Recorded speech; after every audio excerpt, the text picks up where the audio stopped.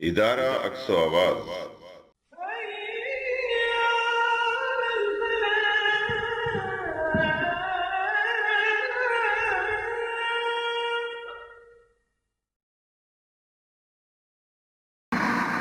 حضرات محترم، برادران اسلام، ناظرین کرام، السلام علیکم ورحمۃ اللہ وبرکاتہ۔ اللہ تبارک و تعالیٰ نے یہ دنیا عارضی بنائی ہے۔ اس دنیا میں نہ کوئی رہا ہے نہ کسی کو رہنا ہے۔ جو بھی آیا ہے وہ اپنے وقت پر چلا جاتا ہے، کوئی بادشاہ ہو یا فقیر، کوئی اللہ کا نبی ہو یا اللہ کا فاسق و فاجر اور نافرمان باغی، ہر ایک کا وقت متعین ہے اور وہ اپنے وقت پر دنیا سے چلا جاتا ہے۔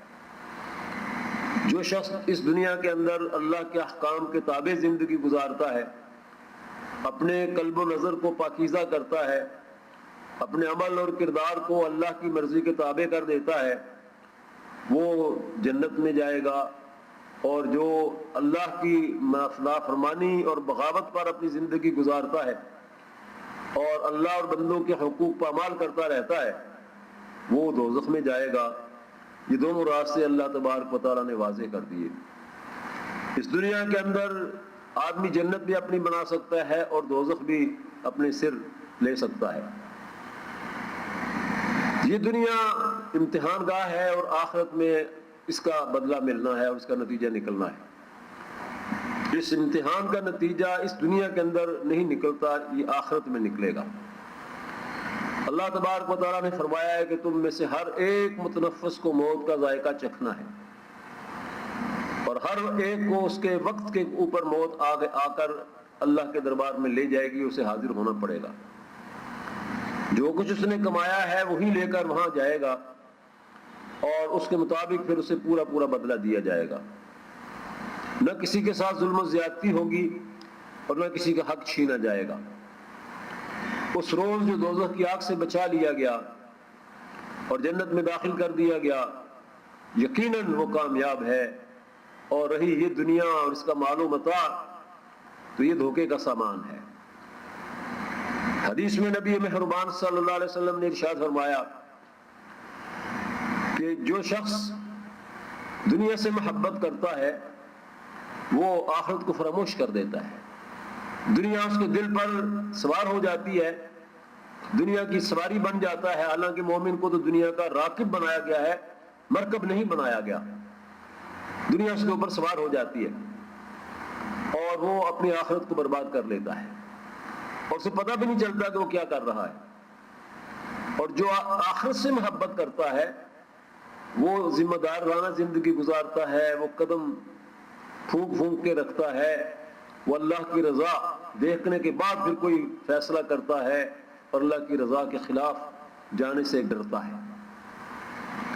دنیا کا نقصان ہو جاتا ہے، اس کی پرواہ نہیں اسے ہوتی۔ دل کے اندر یہی اس کے تصور سما گیا ہوتا ہے، میری آخرت نہ برباد ہو جائے۔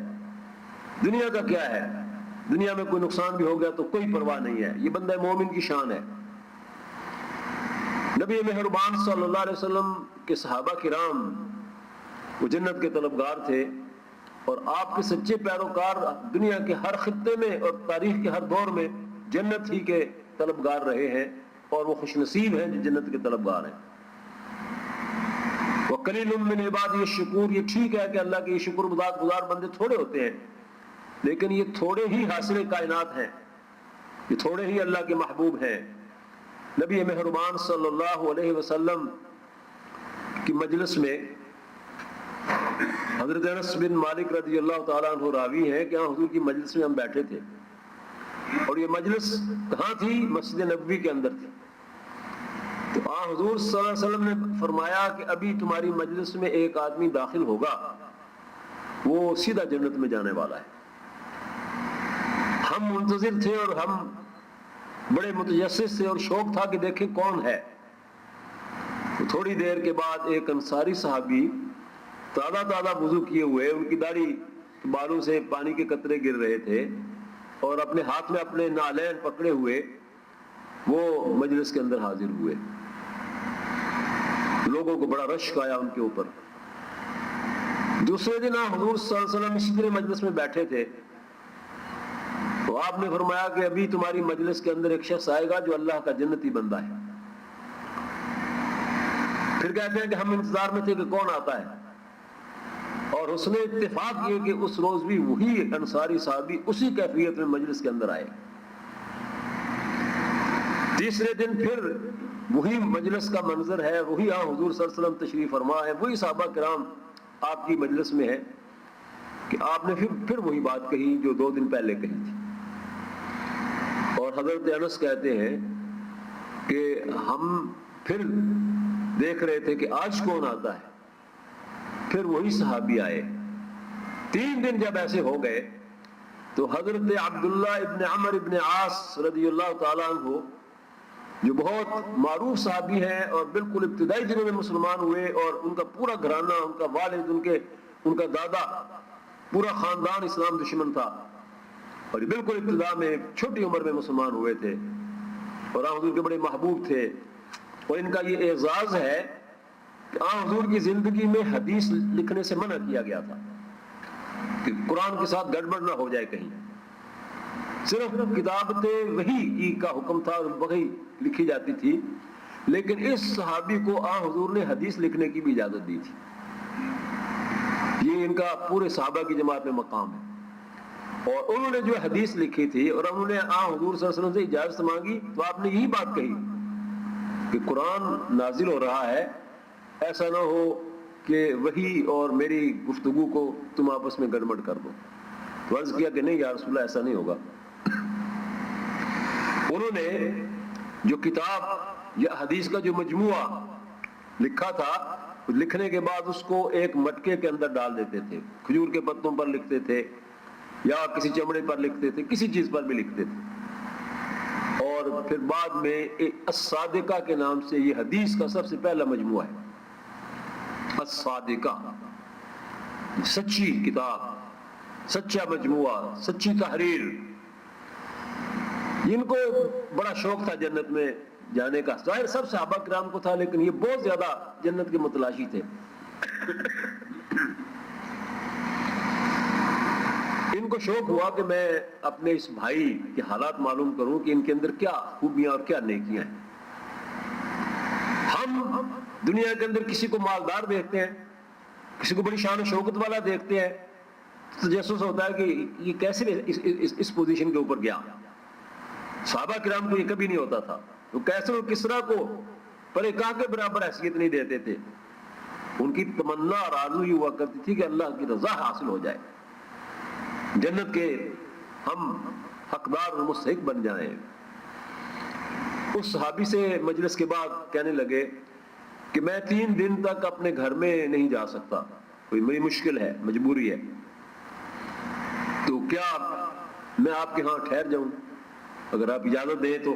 میں بالکل، بڑی خوشی سے آؤ میرے پاس. صحابہ کرام جو انصار ہیں ان کی تو خوبیاں آپ جانتے ہیں کہ انہوں نے تو اپنے دلوں کے دروازے کھول دیے، اپنے گھروں کے دروازے کھول دیے، اپنی تمام جائیداد پیش کر دی. ان کے کیا کہنے، ایسی جماعت تو چشم فلک نے نہ کبھی دیکھی تھی، نہ ایسی نظر آ سکتی ہے. یہ ان کے گھر گئے، رات ان کے گھر قیام کیا. اب حضرت عبداللہ ابن عمر ابن عاص اپنی عادت اور اپنے معمول کے مطابق آدھی رات کے وقت اٹھے اور مٹکے سے پانی لیا، وضو کیا اور نوافل پڑھنے لگ گئے. وہ آپ کے میزبان جو تھے وہ بھی وہیں اسی کمرے میں وہ لیٹے ہوئے، وہ حسب معمول سوئے رہے. فجر کی اذان سے قبل وہ بھی اٹھے، انہوں نے وضو کیا اور تیاری کی نماز کی. دوسرے دن رات کو پھر یہی معمول ہوا. تیسرے دن پھر یہی ہوا کہ عشاء کی نماز پڑھ کے آئے حضور صلی اللہ علیہ وسلم کے ساتھ، آ کر سو گئے. فجر کی نماز سے پہلے اٹھے، وضو کیا، فجر کی نماز با جماعت ادا کی اور پھر اپنے کھیت میں چلے گئے. حضرت عبداللہ ابن عمر ابن عاص تیسرے دن انہیں کہتے ہیں کہ بھائی، دراصل میں آپ کے پاس اس لیے رہا تھا کہ حضور صلی اللہ علیہ وسلم نے 3 دن آپ کے آنے سے قبل یہ کہا کہ جنتی آ رہا ہے، اور 3 دن تم ہی آئے. تو میں وہاں دیکھنا چاہتا تھا آپ کا کیا کوئی خاص معمول ہے، کیا خاص عمل ہے. کہ بس تم نے جو کچھ دیکھا میرے بھائی میں وہی ہوں، میں نے کوئی اپنے معمولات میں تبدیلی نہیں کی ان دنوں میں، بالکل جو میرے معمولات ہیں وہی ہے. حضرت عبداللہ ابن عمر ابن عاص کہتے ہیں کہ رات کے وقت میں ان کی جب آنکھ کھلتی تھی اور کروٹ بدلتے تھے تو اللہ کا ذکر میں سنتا تھا، لیکن ویسے تو سوئے رہے. میں نے اجازت مانگی، چل جانے لگا تو کہنے لگے بھائی میری بات سنتے جانا، میرا عمل وہی ہے جو تم نے دیکھا، میں نے کچھ بھی چھپایا نہیں ہے. ہاں ایک بات میں تمہیں بتاتا ہوں، اور چونکہ تم نے پوچھا مجھ سے اور 3 راتیں میرے ساتھ گزاری ہیں، میں رات کو جب سوتا ہوں اپنے دل کو ٹٹولتا ہوں، میرے دل کے اندر کسی بندہ مومن کے لیے کوئی میل تو نہیں ہے، کسی نیکی کے لیے کوئی اناد تو نہیں ہے، تو الحمدللہ میرا دل جو ہے وہ بالکل پاک صاف ہوتا ہے، کسی کے بارے میں میرے دل میں کوئی میل نہیں، کوئی غل نہیں.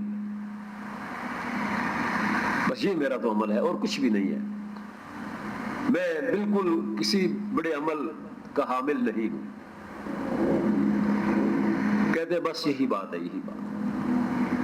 حضرت انس رضی اللہ تعالیٰ عنہ ہی راوی ہیں، وہ فرماتے ہیں کہ نبی اکرم صلی اللہ علیہ وسلم مجھ سے جب کبھی کوئی بات کہتے تو مجھے کہا کرتے تھے یا بنیہ، اے میرے پیارے بیٹے. کیا خوش نصیبی ہے، ماں نے لا کر پیش کیا کہ یہ میرا بیٹا انس ہے، یہ آپ کی خدمت کرے گا. اور حضور کے گھر کے اندر یا بنیہ، اے میرے پیارے بیٹے. کہتے ہیں کہ آپ نے فرمایا یا بنیہ، اے میرے پیارے بیٹے، من احب سنتی فقد احبنی ومن احبنی کان معی فی الجنہ ان تقدر ان تصبح وتمسی وليس في قلبك غل لأحد فافعل یا بنی هذه سنتی. اے میرے پیارے بیٹے، جس نے میری سنت سے محبت کی اس نے مجھ سے محبت کی، اور جس نے مجھ سے محبت کی وہ جنت میں میرے ساتھ ہوگا. اور سن لو میری سنت کیا ہے.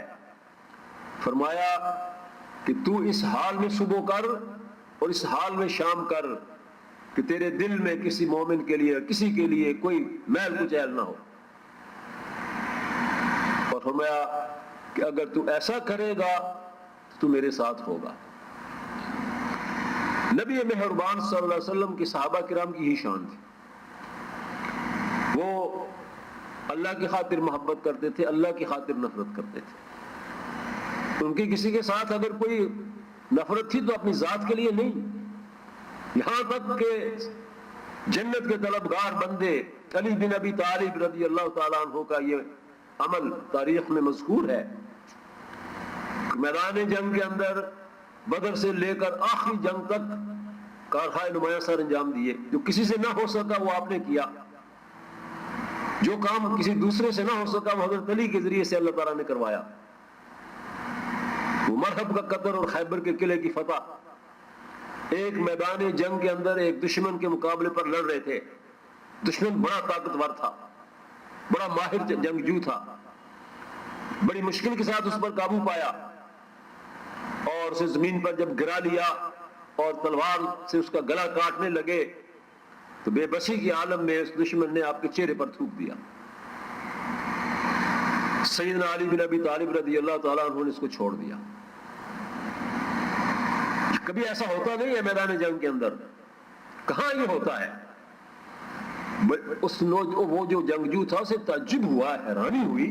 اس نے کہا کیوں مجھے تو نے چھوڑا، کس بات کے اوپر چھوڑا ہے؟ فرمایا میں اللہ کی خاطر لڑ رہا تھا، جب تو نے میرے چہرے پر تھوک دیا تو مجھے ذاتی غصہ آیا. میں اگر اس کیفیت میں تجھے قتل کرتا یہ اللہ کے راستے میں قتل نہ ہوتا. یعنی اپنی ذات کے لیے کسی سے انتقام نہیں ہے.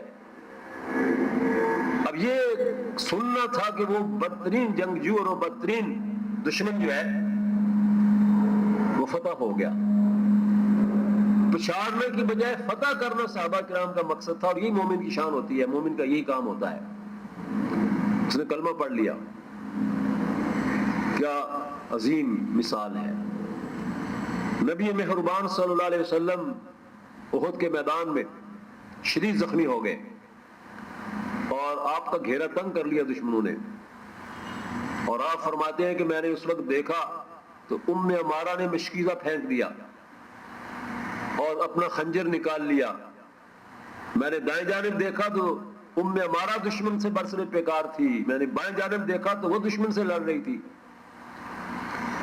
عمارہ تو خاتون احد ہے، اس روز عمارہ بھی زخمی ہوئی تھی، بازو کے اوپر شدید زخم آیا تھا اور خون بہ رہا تھا، اور اسی دشمن نے جو حضور صلی اللہ علیہ وسلم کو قتل کرنے کے لیے آگے بڑھا تھا، ابن کمیہ جس کا نام ہے، حضور صلی اللہ علیہ وسلم کے خود کے اوپر اس نے تلوار ماری تھی، اور آپ کی لوہے کی ٹوپی جو ہے وہ آپ کی پیشانی کے اندر گھس گئی تھی اور شدید زخم آیا تھا، اسی نے حضرت عمارہ کو زخمی کیا جب آپ کے دفاع کے لیے وہ آگے بڑھی اور اس کو اپنی تلوار اپنے خنجر کے ساتھ اس کو بھگایا،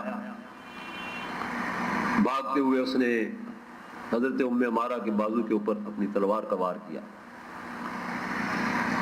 حضور صلی اللہ علیہ وسلم نے حضرت عمارہ کو اس حالت میں دیکھا، اپنا زخم بھول گئے اور فرمایا عمارہ بہت زیادہ تکلیف ہو رہی ہوگی۔ عرض کیا یا رسول اللہ صلی اللہ علیہ وسلم اس تکلیف کی کوئی پرواہ نہیں ہے، تکلیف ہے، ظاہر ہے گوشت گوشت کا انسان، وہ صحابی ہو یا نبی ہو، تکلیف تو پہنچتی ہے۔ عرض کیا یا رسول اللہ صلی اللہ علیہ وسلم اس تکلیف کی کوئی پرواہ نہیں ہے، بس میری ایک درخواست ہے۔ پوچھا کیا؟ عرض کیا کہ آپ دعا کریں میں اور میرے اہل و عیال جنت میں آپ کے قریب رہیں۔ تمنا ہے تو کیا ہے، مانگا ہے تو کیا مانگا ہے؟ جنت۔ حضور نے اسی وقت اسی حالت میں ہاتھ اٹھا دیے دعا کے لیے اور فرمایا اے اللہ عمارہ اور اس کے اہل و عیال کو جنت میں میرے پاس اور میرے قریب رکھنا۔ نبی اکرم صلی اللہ علیہ وسلم معراج کے سفر سے واپس آئے اور آپ صلی اللہ علیہ وسلم نے فرمایا کہ بلال تمہارا کون سا عمل ہے جس کی وجہ سے میں نے تمہارے قدموں کی آہٹ جنت میں سنی؟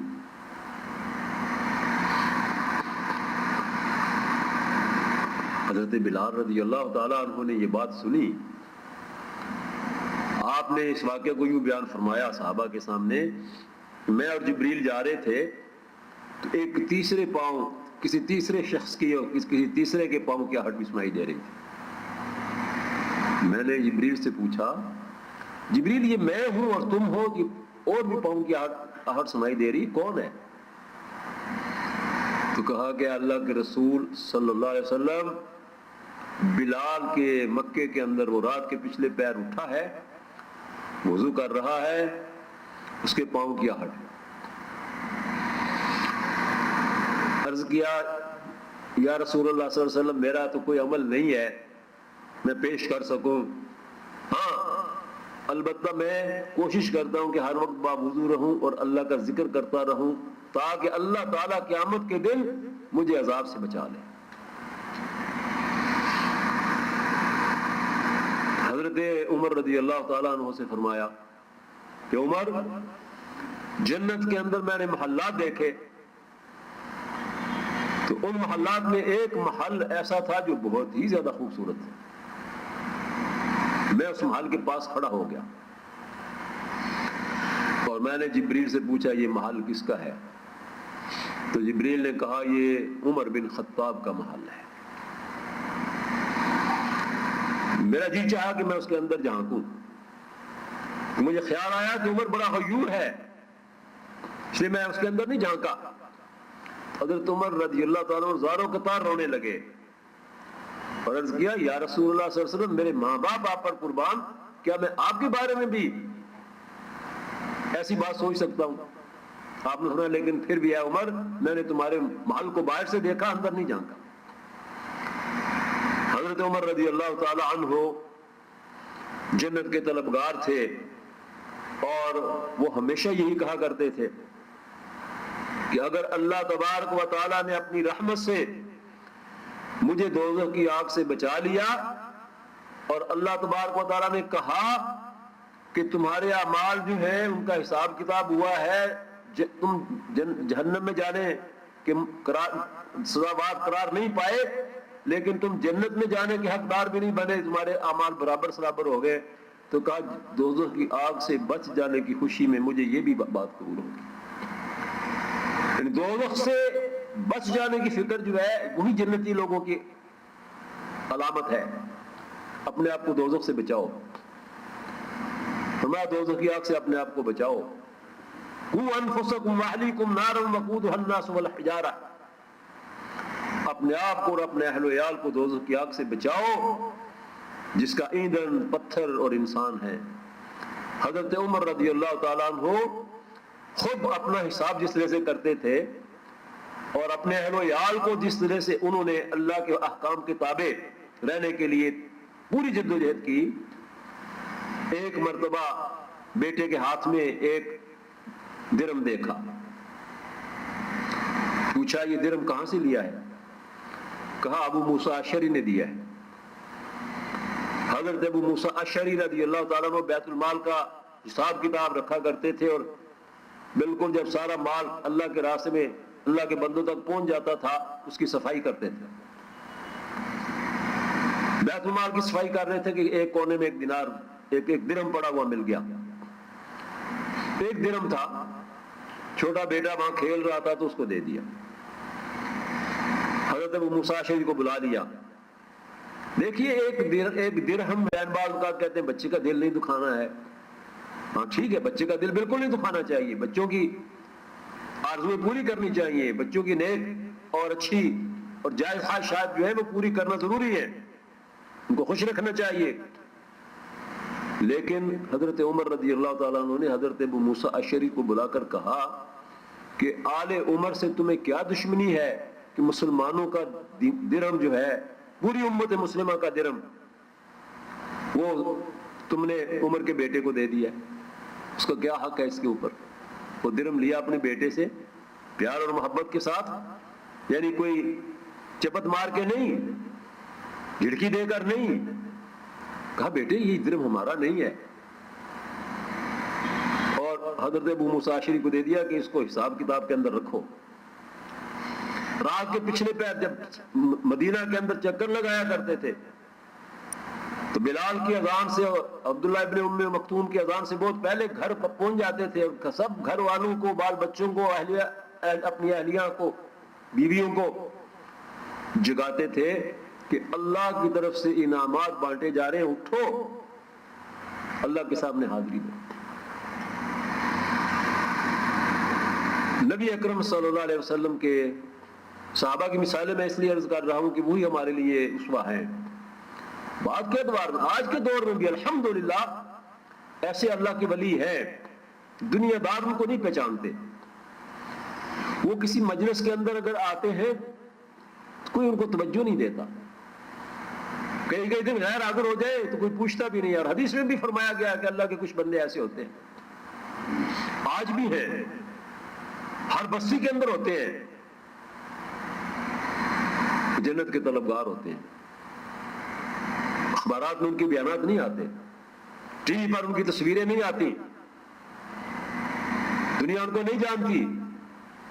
وہ جانتا ہے جو جنت اور دوزخ کا فیصلہ کرنے والا ہے. نبی مہربان صلی اللہ علیہ وسلم کے ایک صحابی ہیں، نام ہی ان کا معلوم نہیں ہے، تاریخ میں حدیث میں ان کا نام ہی معلوم نہیں ہے. کیا شان ہے. امام بہقی، امام بخاری رحمہم اللہ کتاب الغزوات میں لکھتے ہیں، پوری روایت بیان کرتے ہیں کہ نبی اکرم صلی اللہ علیہ وسلم نے خیبر کے قلعوں کا محاصرہ کیا ہوا تھا. خیبر کے کئی قلعے تھے، ان میں سے ایک قلعے کا محاصرہ جاری تھا. عصر کا وقت تھا، صحابہ کرام دشمن سے لڑ رہے تھے، دشمن اپنے قلعے میں بند تھا. ایک چرواہا بکریاں چراتا ہوا آ نکلا ادھر، لمبا قد تھا، حبشی تھا، سینے میں شرابور تھا، ایک لاٹھ ہاتھ میں تھی. حضور صلی اللہ علیہ وسلم اپنی کمان پوسٹ میں تھے. وہاں پر قریب آیا, کہا آپ کون ہیں؟ کہا میں اللہ کا رسول ہوں. یہ نہیں یہاں حضور نے بھی اس وقت کہا کہ میں تو اس وقت میدان جنگ کے اندر ہوں, دشمن کا مقابلہ کر رہا ہوں, یہ ایک بالکل حقیر سا آدمی ہے, اس کو کہوں کہ جاؤ جا کر اپنا کام کرو. نہیں, فرمایا میں اللہ کا رسول ہوں. آپ کیا کہتے ہیں؟ فرمایا میں کہتا ہوں کہ اللہ کی توحید پر ایمان لے آؤ, میری رسالت کو مان لو, جنت میں چلے جاؤ گے. اچھا تو مجھے بتائیں وہ کلمہ. حضور نے بتایا, وہ کلمہ پڑھ لیا. کلمہ پڑھ لینے کے بعد کہا یہ بکریاں فلاں یہودی کی ہیں, میں اس کا غلام نہیں ہوں, مزدور ہوں, مزدوری پر کام کرتا ہوں. میں واپس اب نہیں جانا چاہتا ان بکریوں کے ساتھ. کیا کروں ان بکریوں کو؟ فرمایا کنکریاں مارو, یہ چلی جائیں گی. کنکریاں ماری, ان کا بکریوں جاؤ چلی جاؤ. آخری بکری بھی جب اپنے راستے پر چلی گئی تو کہا یا رسول اللہ صلی اللہ علیہ وسلم کیا میں بھی اس جہاد میں شریک ہو سکتا ہوں؟ فرمایا کیوں نہیں. اچھا یہ بتائیے اگر میں مارا جاؤں تو کیا میں جنت میں جاؤں گا؟ میں اسی شکل و صورت کے ساتھ جنت میں چلا جاؤں گا؟ فرمایا اگر تم شہید ہو جاؤ گے جنت میں جاؤ گے اور بہت خوبصورت ہوگے, خوشبوئیں آئیں گی تمہارے جسم سے. اسود الراعی نام بیان ہوا ہے. اسود الراعی سیاہ رنگ کا چرواہا, نام نہیں معلوم ہے. اسود سیاہ رنگ کا, الراعی چرواہا. بہت معروف واقعہ ہے, بڑا مشہور واقعہ اسود الراعی کا واقعہ. اگلے صفوں میں چلے جاتے ہیں. صحابہ کرام دیکھتے ہیں کہ ایک نیا آدمی ہمارے ساتھ شامل ہوا ہے, لیکن جنگ میں مصروف ہے. منجنیق کا پتھر آتا ہے, سر کے اوپر لگتا ہے اور شہید ہو جاتے ہیں, زخمی ہو کے گرتے ہیں. صحابہ کرام نے سوچا کہ یہ آدمی پتہ نہیں کون ہے, آیا تھا ہمارے ساتھ شامل ہو گیا. کسی نے حضور کو کہا کہ وہ جو آپ کے پاس کھڑا تھا تھوڑی دیر پہلے وہ جنگ میں مارا گیا ہے. نبی اکرم صلی اللہ علیہ وسلم اٹھے اور فرمایا کس جگہ پر ہے؟ تو بتایا گیا کہ اس جگہ کے اوپر ہے. حضور صلی اللہ علیہ وسلم جب قریب پہنچے تو پیچھے کی طرف رخ پھیر لیا. صحابہ نے آپس میں کہا کہ یہ شخص کیونکہ ابھی بھی آیا تھا, ہم تو اس کو جانتے پہچانتے بھی نہیں ہیں, پتہ نہیں کس حال میں اس کی موت واقع ہوئی ہے. حضور نے اپنا رخ پیچھے کر لیا ہے.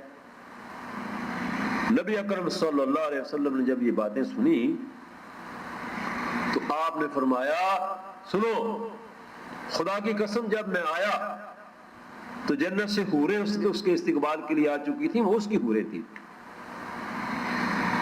میں نے ذرا پیچھے ہٹ گیا, میں نے پیچھے دوسری طرف کر لیا کہ وہ پردہ کر لیں,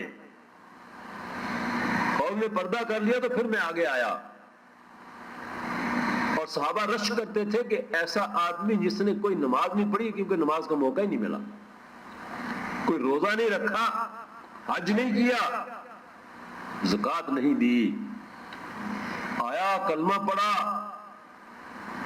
جنت منتظر تھی, سیدھا جنت میں چلا گیا. اس نے یہ نہیں کہا کہ میں اگر جنگ میں لڑوں تو مجھے کیا ملے گا, مجھے کوئی مال غنیمت ملے گا. نہیں, میں جنت میں جاؤں گا. سوال یہ ہے جنت میں جاؤں گا. نبی اکرم صلی اللہ علیہ وسلم کے پاس کئی صحابہ آپ کی خدمت کیا کرتے تھے. حضرت ربیعہ بن عامر اسلمی رضی اللہ تعالیٰ وہ کہتے ہیں کنت ابیت مع النبی صلی اللہ علیہ وسلم فآتیہ بوضوئہ وحاجتہ فقال لی یوما صلی قلت اسألک مرافقتک فی الجنة یا رسول اللہ قال غیر ذلك قلت هو ذاک یا رسول اللہ صلی اللہ علیہ وسلم. قال فأعني على ذلك بكثرة السجود. حضرت ربیعہ بن عامر حضور کے لیے وضو کا پانی لے کر آیا کرتے تھے, مسواک لے کر آیا کرتے تھے, رات آپ کے قریب گزارا کرتے تھے, صفا کے اوپر رہتے تھے. کہتے ہیں میں نے ایک دن حضور صلی اللہ علیہ وسلم کو وضو کروایا تو آپ نے مجھ سے فرمایا ربیعہ کچھ مانگو. میں نے کہا یا رسول اللہ صلی اللہ علیہ وسلم آپ کے ساتھ جنت میں رفاقت چاہتا ہوں. پوچھا کچھ اور بھی موقع تھا, کہتے کہ ہاں یا رسول اللہ کوئی مکان بھی دے دیجئے, کوئی دولت بھی دے دیجئے. لیکن کہا نہیں یا رسول اللہ بس یہی. آپ نے فرمایا اچھا کثرت سجود کے ساتھ اس کام میں میرے ساتھ تعاون کرو, کثرت سجود.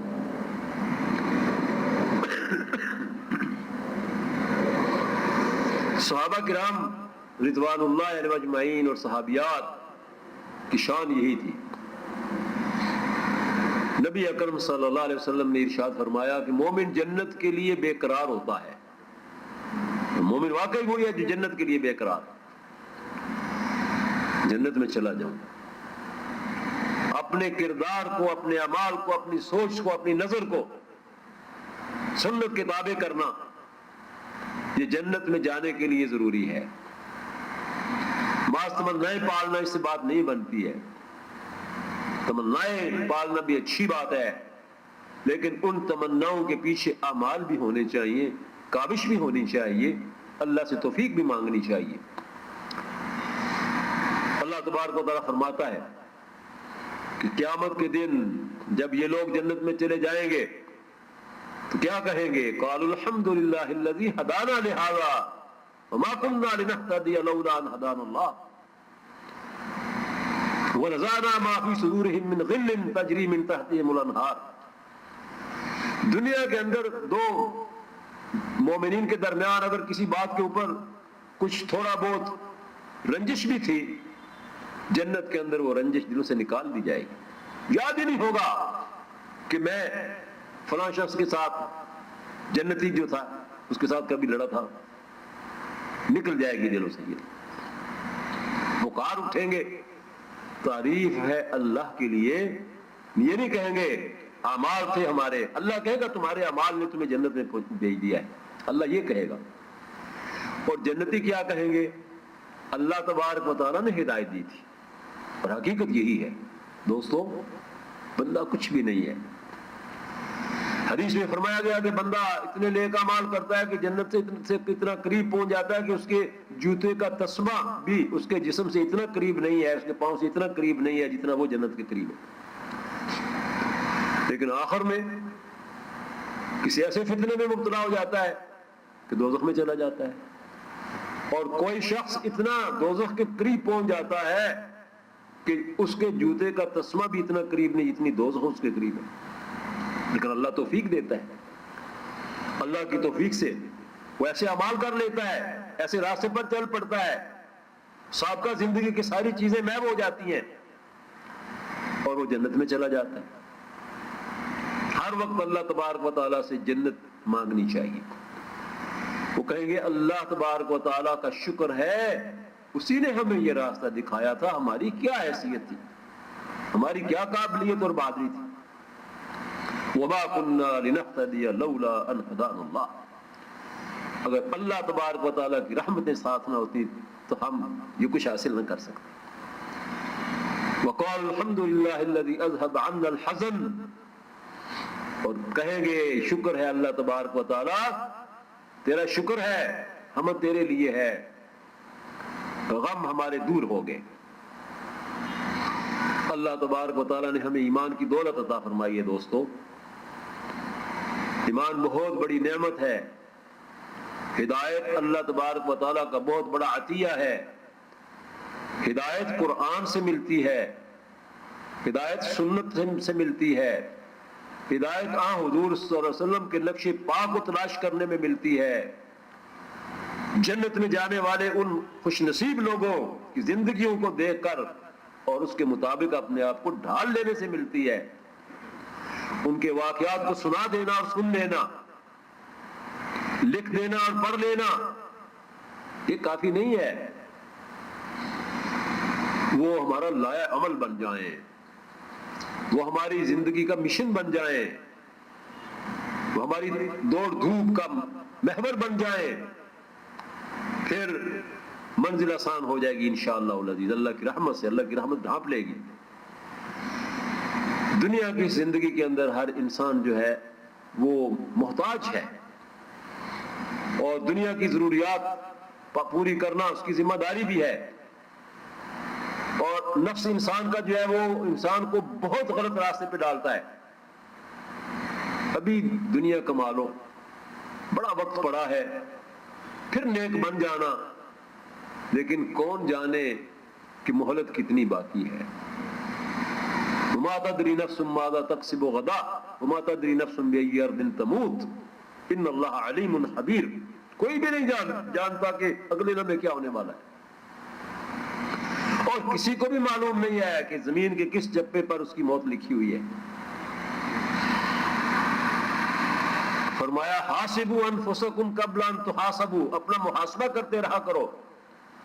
ہم کیا کرتے ہیں؟ ہم دوسروں کا محاسبہ کرتے ہیں، ہر ایک دوسرے کے محاسبے پہ لگا رہتا ہے، اور اپنا محاسبہ کرنے کا وقت ہی ہمارے پاس نہیں ہوتا۔ فرمایا اپنا محاسبہ کر لو قبل اس کے کہ تمہارا محاسبہ کیا جائے، اس سے پہلے پہلے محاسبہ کرنا چاہیے، آج کا کام کل پر نہیں چھوڑنا چاہیے۔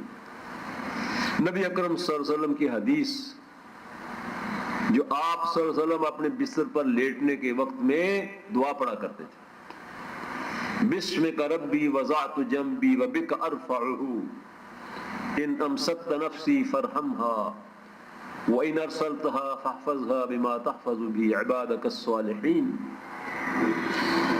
اے میرے پروردگار، میں اپنے جسم کو اور اپنے پیروں کو اپنے بستر کے اوپر تیرے حکم سے رکھ رہا ہوں، اور تیری ہی اجازت اور تیرے ہی اذن سے میں صبح اسے اٹھا سکوں گا۔ اگر تو آج کی رات میری جان قبض کر لے تو پروردگار میری مغفرت فرما دینا، اگر تو مجھے زندہ سلامت اٹھائے تو ہر شر سے میری حفاظت فرمانا، جس طرح تو اپنے نیک بندوں کی حفاظت فرماتا ہے۔ اس دعا کے اندر یہ پیغام ہے کہ یہ رات آخری رات ہو سکتی ہے، اور آپ دیکھتے ہیں ہر روز ہم اپنی آنکھوں کے سامنے کتنے بڑے بڑے منصوبے بنتے ہیں،